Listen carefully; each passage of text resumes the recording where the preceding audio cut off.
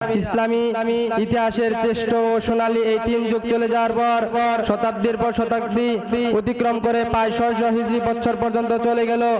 এর মধ্যে বিদায় নিল সাহাবীগণ, তাবিঈগণ এবং তাবিঈগণ।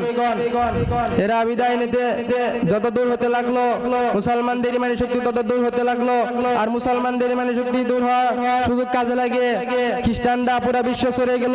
কিভাবে মুসলমানদেরকে পথভ্রষ্ট করা যায়, কিভাবে মুসলমানদেরকে তাদের দখলে নেওয়া যায়, কিভাবে মুসলমানদেরকে খ্রিস্টান বানানো যায়, এই চিন্তা ফিকির করে তারা পুরো বিশ্ব ছড়ে গেল। তারা যদি মুসলমানদের খ্রিস্টান বানানোর জন্য পুরো বিশ্ব ছড়ে যেতে পারে, আর আমরা খ্রিস্টানদেরকে কেন মুসলমান বানাতে পুরো বিশ্ব ছড়ে যেতে পারি না? তো যাই হোক, তারা চিন্তা ফিকির করে একটি সমাধান পেল। সেই সমাধানের নাম হচ্ছে ঈদে মিলাদ ঈসা তথা ঈসা আলাইহিস সালাতু ওয়াস সালামের জন্মবার্ষিকী।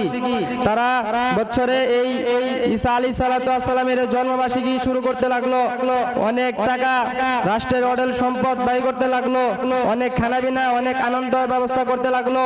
এই দেখে ওই যুগের দুর্বল মুসলমান তাদের উৎসবে অংশগ্রহণ করতে লাগলো। আর অংশগ্রহণ করবে না কেন?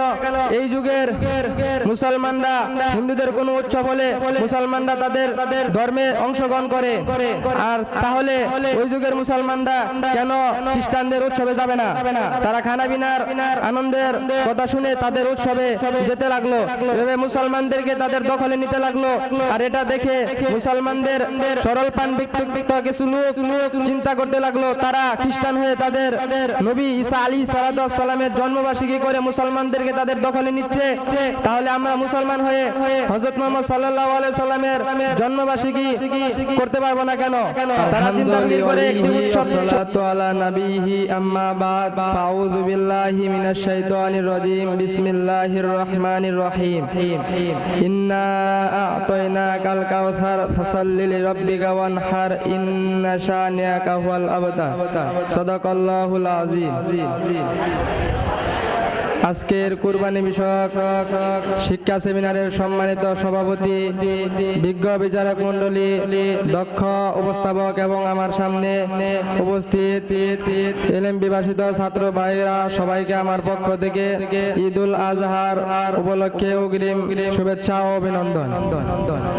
আজকে আমার আলোচ্য বিষয় হচ্ছে মুসলমানদের ধর্মীয় উৎসব হলো দুটি। আল্লাহ তাআলা যদি চাহে তাহলে আমি আমার এই আলোচ্য বিষয় থেকে কিছু কথা বলার চেষ্টা করব ইনশাআল্লাহ।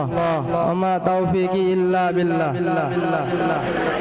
মুসলমানদের ঈদ হচ্ছে দুটি, ঈদুল ফিতর, ঈদুল আজহা। তৃতীয় কোনো মুসলমানদের উৎসব নেই। হুজুর পাক সাল্লাল্লাহু আলাইহি সাল্লাম যখন মক্কা থেকে মদিনায় গেলেন, মদিনায় যাওয়ার পর সেখানে যে মদিনার আনসারীদেরকে তিনি দেখতে পেলেন, তারা বছরে একটি উৎসব করে। তখন হুজুর পাক সাল্লাল্লাহু আলাইহি সাল্লাম তাদেরকে যে জিজ্ঞেস করলেন, এটা কেন তোমরা করে থাকো? তখন তারা বললেন, ইয়া রাসূলুল্লাহ সাল্লাল্লাহু আলাইহি সাল্লাম, এটা আমরা পূর্ববর্তী লোকেরা করত, তার জন্য আমরা করে থাকি। তখন হুজুর পাক সাল্লাল্লাহু আলাইহি সাল্লাম তাদেরকে বললেন, মুসলমানদের ঈদ হচ্ছে দুটি, তৃতীয় কোনো ঈদ নেই। তার দলিল হচ্ছে কোরআনের প্রত্যেকটি আয়াত তেলাওয়াত করে, ফিকহ শাস্ত্রের গ্রন্থ শুনে পাতায় পাতায় অনুসন্ধান করে, হাদিস শাস্ত্রের গ্রন্থ শুনে তন্ন করে খুঁজে কোথাও 12 রবিউল আউয়াল তথা ঈদে মিলাদুন নবী উদযাপনের অধ্যায় বা পরিচ্ছেদ পাওয়া যাবে না। কোন আলোচনা বা সমালোচনার সন্ধান পাওয়া যাবে না, কারণ প্রায় 600 হিজরি বছর পর্যন্ত কেউ জানতই না যে মুসলমানদের ঈদে মিলাদুন নবী নামক কোনো উৎসব আছে। হুজুর পাক সাল্লাল্লাহু আলাইহি সাল্লাম বলেন, খায়রু উম্মতি করনি সুম্মাল্লাযীনা ইয়ালুনাহুম সুম্মাল্লাযীনা ইয়ালুনাহুম। সর্বশ্রেষ্ঠ উম্মত, সর্বশ্রেষ্ঠ যুগ হচ্ছেন আমার যুগের লোকেরা এবং তারপরের যুগের লোকেরা অর্থাৎ সাহাবীরা, এবং তারপরের যুগেরা অর্থাৎ তাবি এবং তাবিঈরা। ইসলামী ইতিহাসের শ্রেষ্ঠ ও সোনালী এই 3 যুগ চলে যাওয়ার পর শতাব্দীর পর শতাব্দী অতিক্রম করে প্রায় 600 হিজরি বছর পর্যন্ত চলে গেল। এর মধ্যে বিদায় নিল সাহাবীগণ, সাহাবীগণ, তাবিঈগণ এবং তাবিগণ এরা বিদায় নিতে যত দূর হতে লাগলো, মুসলমানদের ইমানি শক্তি তত দূর হতে লাগলো। আর মুসলমানদের ইমানি শক্তি দূর হওয়ার সুযোগ কাজে লাগে খ্রিস্টানরা পুরো বিশ্ব ছড়িয়ে গেল। কিভাবে মুসলমানদেরকে পথভ্রষ্ট করা যায়, কিভাবে মুসলমানদেরকে তাদের দখলে নেওয়া যায়, কিভাবে মুসলমানদেরকে খ্রিস্টান বানানো যায়, এই চিন্তা ফিকির করে তারা পুরো বিশ্ব ছড়িয়ে গেল। তারা যদি মুসলমানদের খ্রিস্টান বানানোর জন্য পুরো বিশ্ব ছড়িয়ে যেতে পারে, আর আমরা খ্রিস্টানদেরকে কেন মুসলমান বানাতে পুরো বিশ্ব ছড়িয়ে যেতে পারি না? তো যাই হোক, তারা চিন্তা ফিকির করে একটি সমাধান পেল। সেই সমাধানের নাম হচ্ছে ঈদে মিলাদ ঈসা তথা ঈসা আলাইহিস সালাতু ওয়াস সালামের জন্মবার্ষিকী। তারা বছরে এই ঈসা আলাইহিস সালাতু ওয়াস সালামের জন্মবার্ষিকী শুরু করতে লাগলো। অনেক টাকা রাষ্ট্রের অঢেল সম্পদ ব্যয় করতে লাগলো, অনেক খানাপিনা, অনেক আনন্দ ব্যবস্থা করতে লাগলো।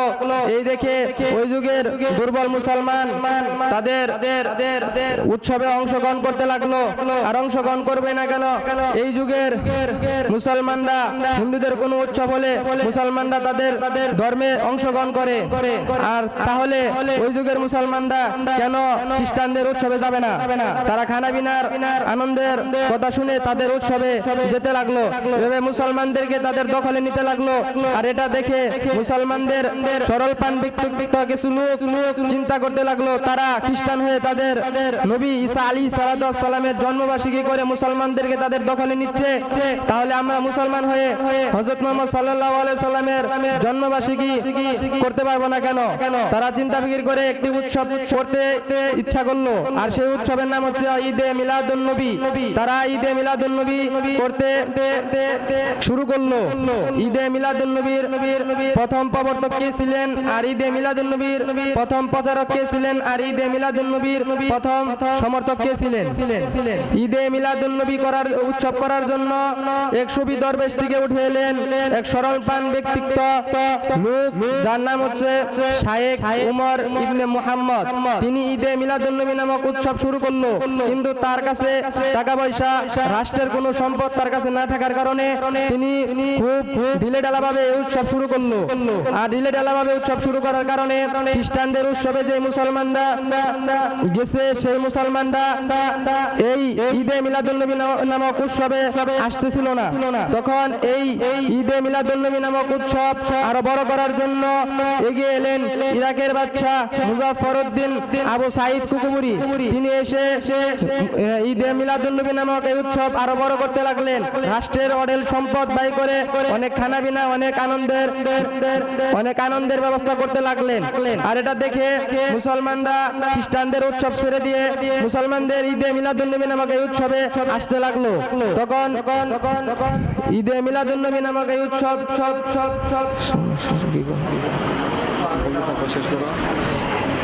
ঈদে মিলাদুন নবী নামক এই উৎসবে আসতে লাগলো। তখন ঈদে মিলাদুন নবী নামক উৎসবের এক জায়গায় কমতি ছিল, সেই জায়গা হচ্ছে মুসলমানদের কোনো সমর্থক, আলেমদের কোনো সমর্থক না থাকার কারণে। তাই মুজাফফরউদ্দিন আবু সাঈদ কুকুবুরি তিনি চিন্তা করতে লাগলেন যে ঈদে মিলাদুন নবী নামক এই উৎসবের পক্ষে কোনো আলেম নেই। তার জন্য তিনি খুঁজে মেহনত করার পর একজন আলেম পেলেন। তিনি ঈদে মিলাদুন নবী নামক এই উৎসবের সমর্থক দিলেন। ঈদে মিলাদুন নবী নামক এই উৎসবের সমর্থক দেওয়ার কারণে মুসলমানদের ঈদে মিলাদুন নবী নামক এই উৎসব আরো বড় হতে লাগলো। আর তাকে এই ঈদে মিলাদুন নবী নামক উৎসবের সমর্থক দেওয়ার কারণে তাকে মুজাফফরউদ্দিন আবু সাঈদ কুকুবুরি অনেক টাকা সম্পদ দিল। এই হচ্ছে ঈদে মিলাদুন নবী নামক সংগঠিত হওয়ার কারণ। আল্লাহ তাআলা আমাদেরকে ঈদে মিলাদুন নবী নামক উৎসব থেকে হেফাজত করুক। ওয়া মা আলাইনা ইল্লাল বালাগ।